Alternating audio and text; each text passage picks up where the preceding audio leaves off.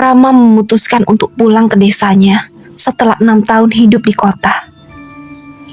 Hidup di sana memang memberikan banyak pengalaman, tetapi kesibukan dan tekanan yang tiada henti membuatnya rindu akan ketenangan kampung halaman. Ia membayangkan udara segar yang bebas dari polusi, sawah yang terbentang luas, dan suara jangkrik yang menemani malam. Kampungnya, Desa Sukamukti, terletak di sebuah lembah yang dikelilingi hutan lebat. Desa itu memang terpencil, tetapi bagi Rama, desa itu selalu menjadi tempat terbaik untuk mengistirahatkan jiwa yang lelah. Dan sejak ia kembali, Rama merasakan sesuatu yang berbeda. Desa itu tak lagi sama seperti yang ia ingat. Udara di sana sangat berat, seolah-olah menyimpan rahasia kelam yang enggan diungkapkan. Jalanan desa yang dulu ramai dengan anak-anak bermain, kini tampak sepi. Hanya sesekali terlihat beberapa orang tua duduk di beranda rumah mereka. Malam di desa itu jauh lebih sunyi dibandingkan dulu. Bahkan suara jangkrik pun terdengar seperti bisikan samar di kejauhan. Rumah keluarga Rama terletak di ujung desa, dekat dengan jalan setapak yang mengarah ke hutan. Rumah itu besar, terbuat dari kayu jati tua yang diwariskan oleh kakek dan neneknya. Meski terlihat kokoh, ada nuansa suram yang menyelimuti rumah itu, terutama di malam hari. Setiap sudutnya terasa dingin, bahkan di tengah siang yang panas. Rama tidak pernah merasa takut tinggal di rumah itu sebelumnya. Tetapi sekarang, ia tidak bisa menghilangkan rasa gelisah yang terus mengusiknya. Malam pertama di rumah itu menjadi awal dari kegelisahan Rama. Setelah makan malam sederhana bersama ibunya, ia memutuskan untuk tidur lebih awal. Ia lelah setelah perjalanan panjang dari kota dan berharap bisa tidur nyenyak di ranjang lamanya. Namun justru di sanalah semuanya dimulai. Ketika ia mulai terlelap, Rama merasa ada yang aneh. Ia terbangun karena mendengar suara ketukan samar di jendela kamarnya. Awalnya ia mengira itu hanya ranting pohon yang tertiup angin. Tetapi suara itu terlalu teratur, seperti seseorang yang mengetuk dengan irama tertentu. Perlahan ia bangun dari tempat tidurnya dan melangkah menuju jendela. Dengan tangan gemetar, ia membuka tirai dan menatap keluar. Tidak ada siapapun, hanya gelap pekat yang menyelimuti halaman rumahnya. Namun saat ia hendak menutup tirai, sesuatu menarik perhatiannya. Di kejauhan, tepat di tepi hutan, ia melihat bayangan putih berdiri diam. Sosok itu terlalu jauh untuk dikenali, tetapi cukup jelas untuk membuat bulu kuduknya berdiri. Rama mematung sejenak, berusaha meyakinkan dirinya bahwa itu hanya ilusi mata. Namun ketika ia mencoba melihat lebih dekat, bayangan itu menghilang begitu saja. Rama pun kembali ke tempat tidurnya, mencoba mengabaikan apa yang baru saja ia lihat.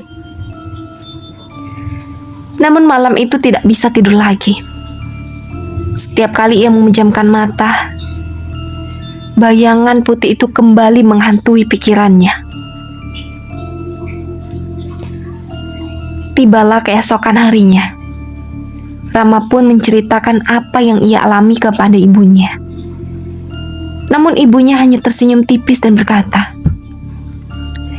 "Mungkin kamu belum terbiasa lagi dengan suasana desa. Sudah lama kamu tinggal di kota." Ia mencoba menerima penjelasan itu, meskipun hatinya merasa ada sesuatu yang tidak beres.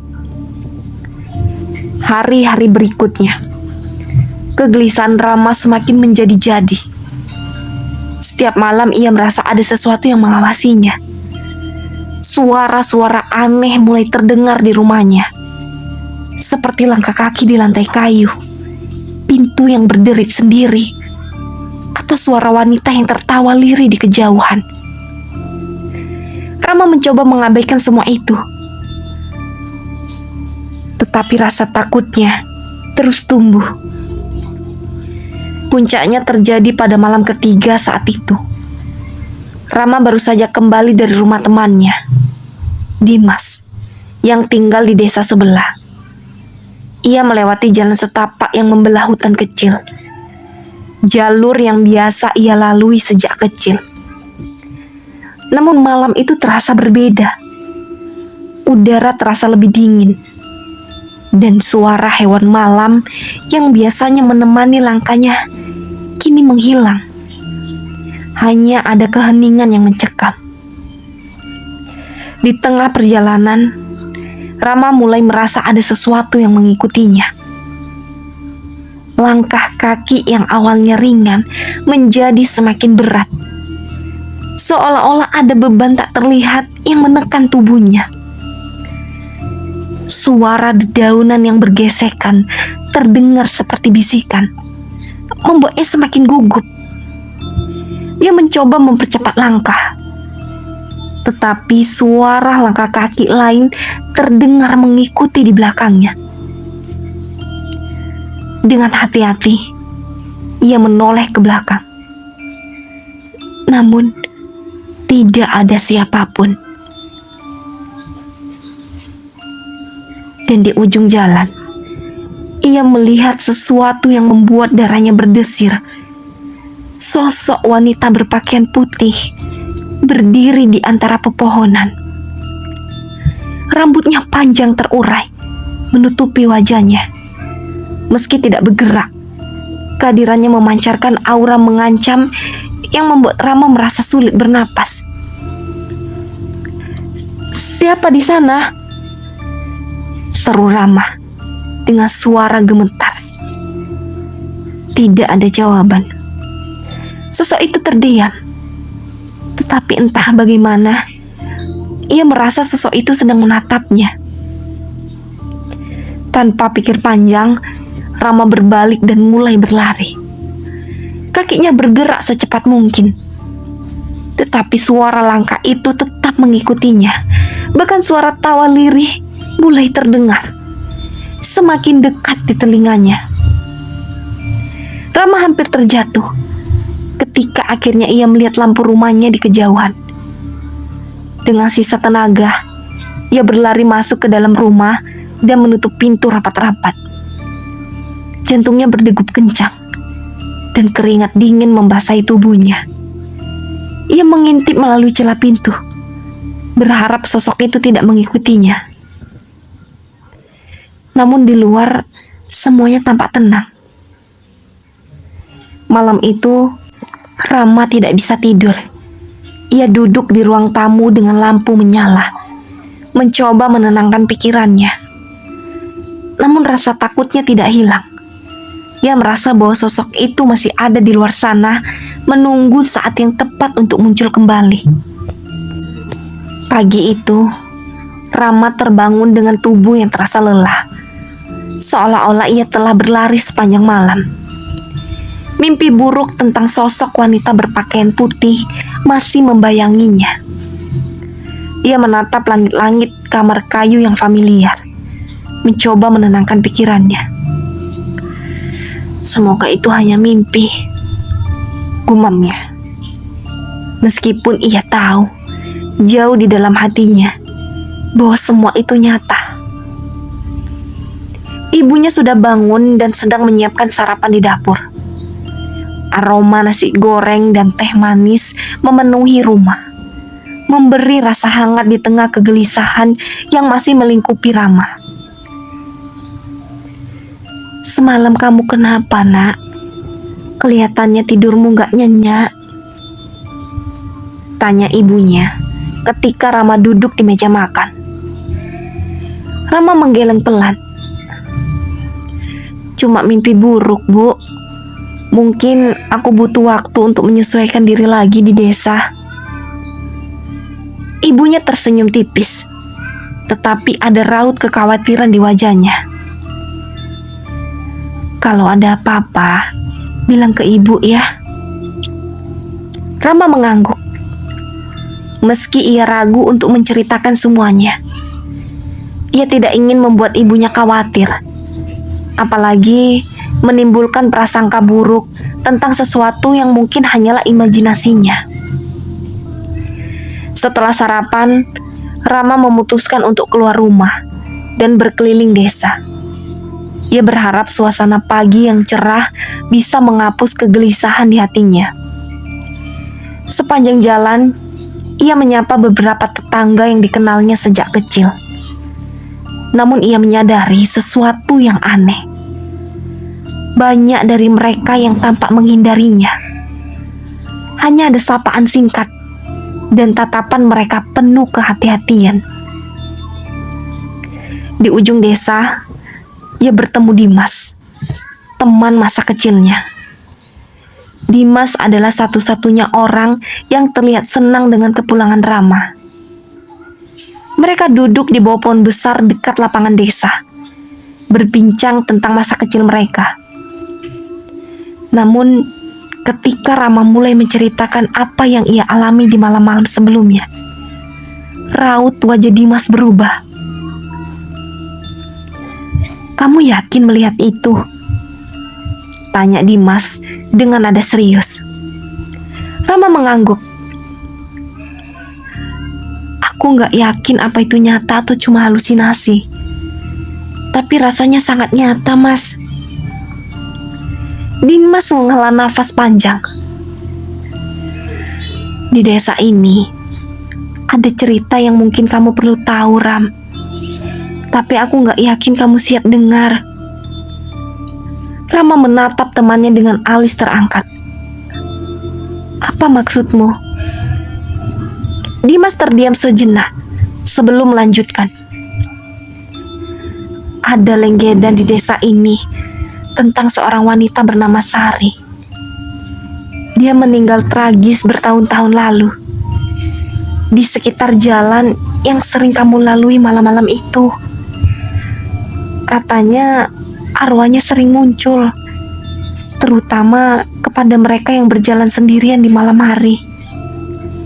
Orang-orang bilang dia mencari sesuatu atau seseorang." Rama merasakan bulu kuduknya berdiri.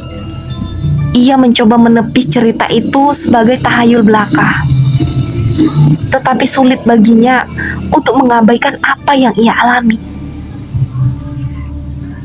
"Kenapa dia meninggal?" tanya Rama. Dimas menggeleng pelan. "Aku gak tahu pasti. Yang jelas, kematiannya gak wajar. Dan sejak itu, orang-orang desa berhati-hati kalau mau melewati jalan itu, terutama malam hari." Rama hanya diam. Ia mencoba mencerna cerita itu, meskipun hatinya ingin menolak untuk percaya. Malam itu, Rama memutuskan untuk tidak keluar rumah. Ia menutup semua jendela dan memastikan pintu terkunci rapat. Namun, rasa gelisah tetap menghantuinya. Ia tidak bisa menghilangkan bayangan sosok wanita berpakaian putih dari pikirannya. Ketika malam semakin larut, suara-suara aneh mulai terdengar lagi. Awalnya hanya suara langkah kaki yang samar, tetapi semakin lama, suara itu semakin jelas. Rama menatap pintu kamarnya, berharap suara itu hanya berasal dari hewan liar di luar rumah.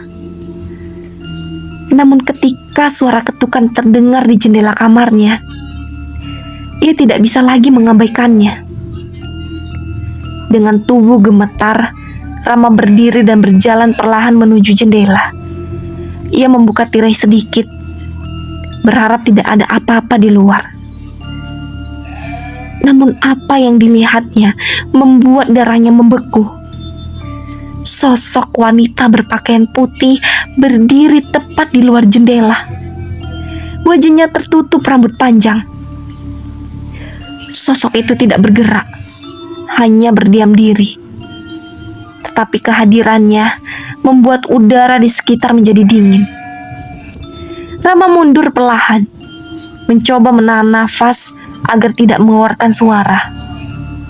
Ia menutup tirai kembali dan duduk di sudut kamar. Tubuhnya gemetar. Suara ketukan itu berhenti. Tetapi Rama tahu, sosok itu masih ada di luar sana dan menunggunya. Malam itu terasa begitu panjang. Rama tidak berani keluar dari kamarnya hingga fajar mulai menyingsing. Ketika ia akhirnya memberanikan diri untuk melihat keluar, sosok itu sudah menghilang.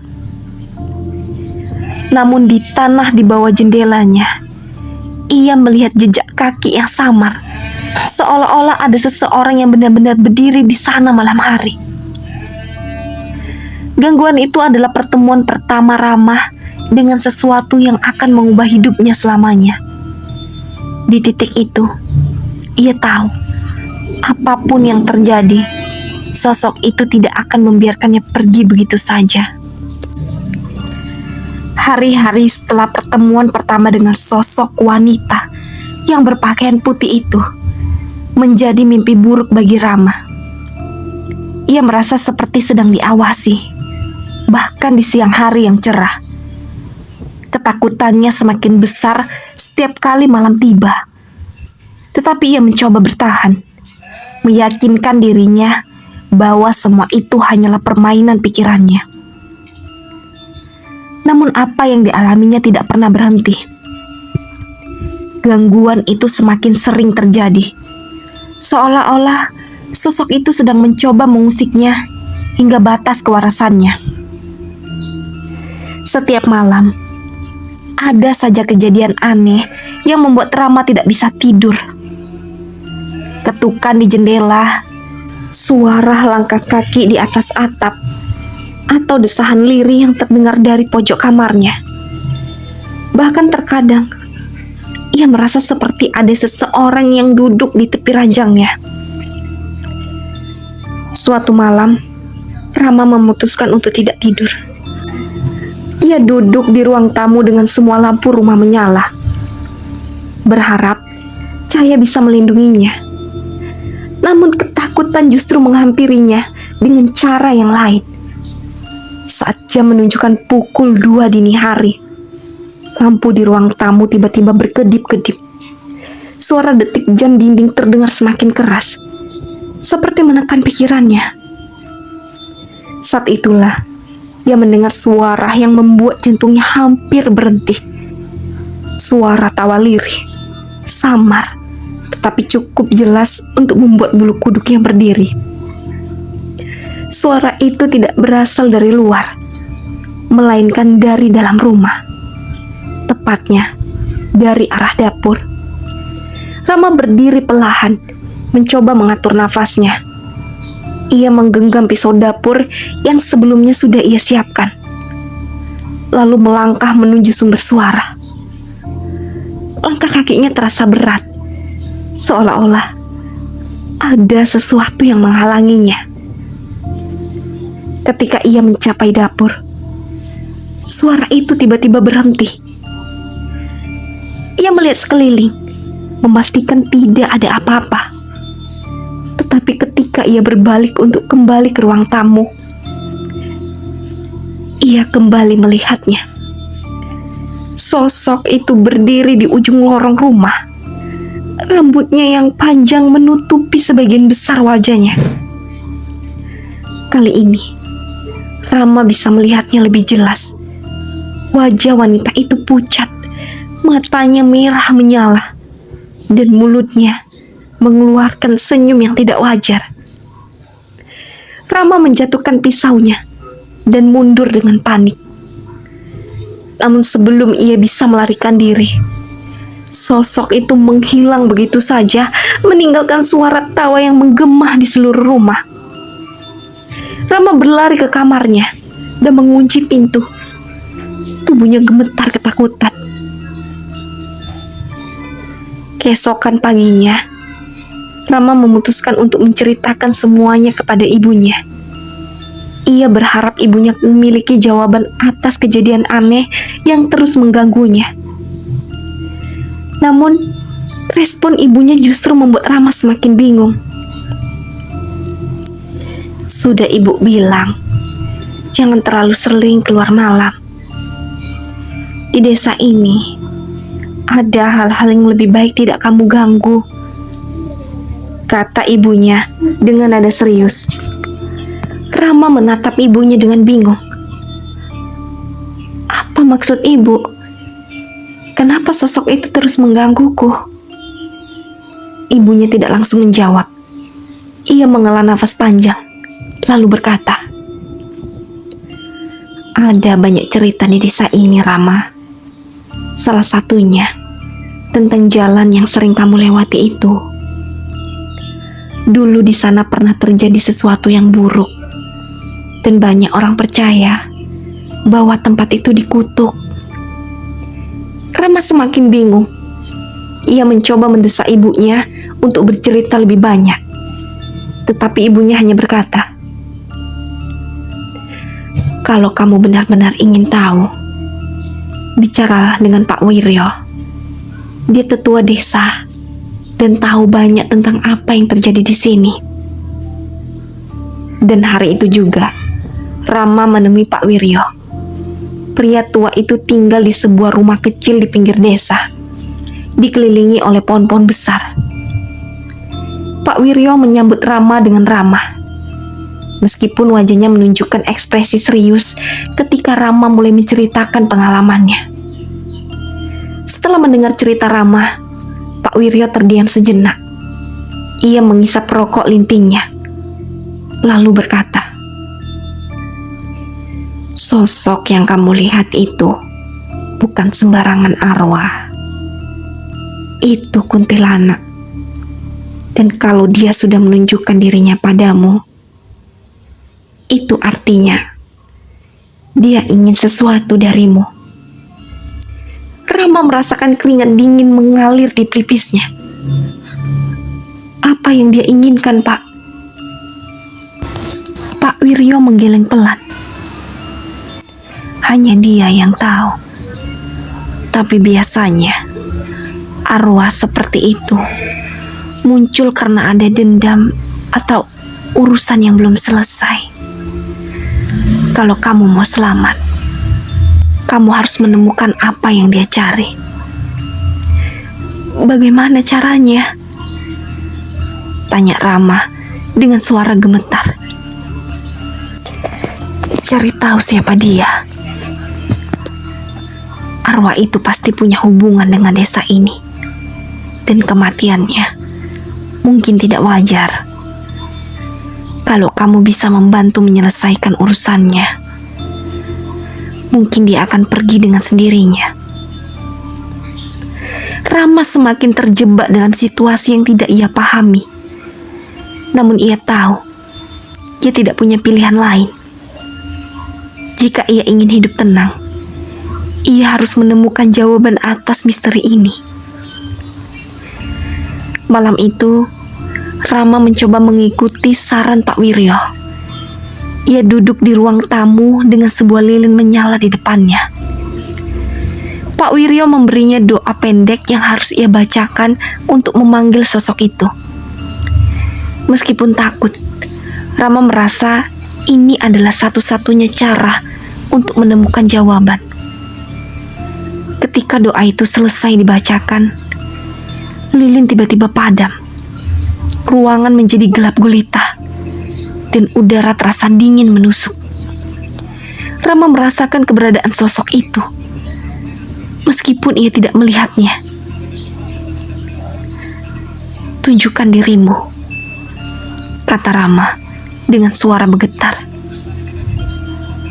Apa yang kamu inginkan dariku? Awalnya tidak ada yang terjadi, tetapi kemudian suara lirih terdengar seperti bisikan yang datang dari segala arah.